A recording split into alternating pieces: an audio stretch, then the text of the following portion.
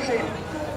সুতরাং মুক্তিযোদ্ধাদের মধ্যে অনেকে আজকে হয়তো তাদের দাবি নিয়ে জাদুঘরের সামনে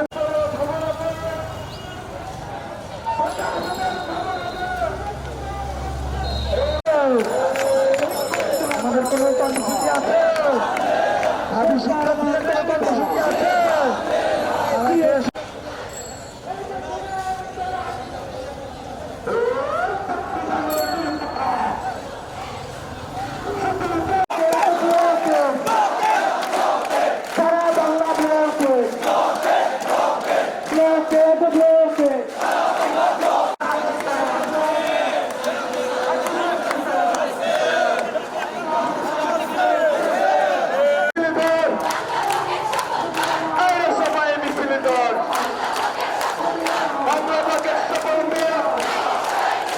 কিন্তু দেখুন, আমাদের আন্দোলনটি কিন্তু কোটা বাতিল করার আন্দোলন না, আমাদের আন্দোলনটি হচ্ছে কোটা সংস্কারের আন্দোলন, যেটি আমরা শুরু থেকেই নির্বাহী বিভাগকে আমরা অ্যাড্রেস করে করছি।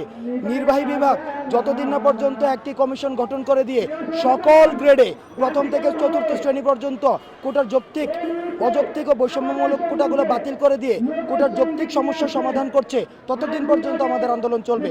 আজকে যদি ওনারা একটা কমিশন গঠন করে দিয়ে সেটি সমাধান করে দেয়, আজকে শেষ।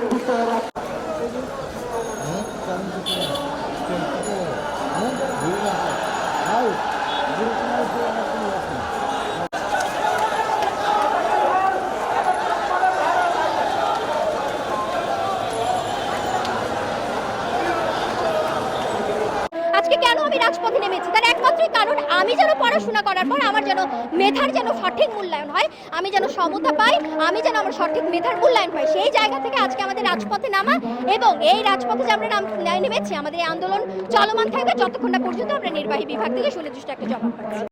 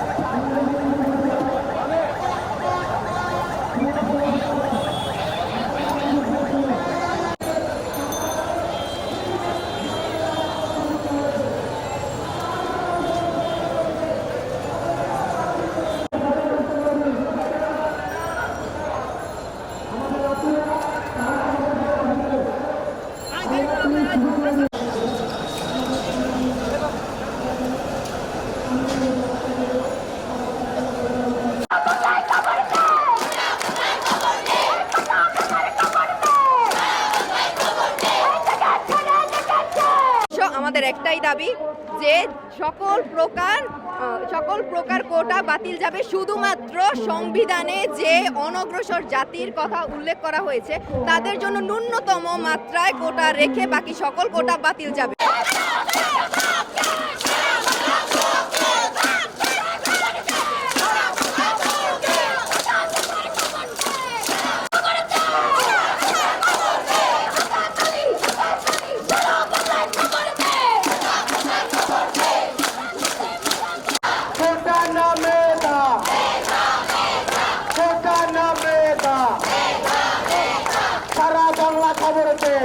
যে সকল ভাই আপনারা গান গাইতে ইচ্ছুক তারা মঞ্চের সামনে চলে আসেন, মাইকের সামনে চলে আসেন।